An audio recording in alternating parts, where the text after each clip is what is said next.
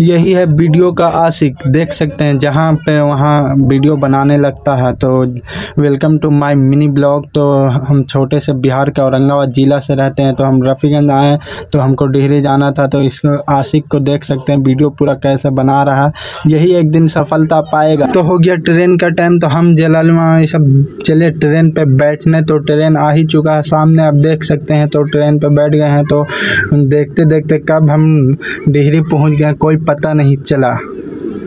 तो हम टोटो धर कर काम पर जाना था, लेट हो रहा था। आप लोग जान रहे हैं डिहरी में हम काम कर रहे हैं, तो कपड़ा वपड़ा चेंज कर कर काम पे हम लग गए।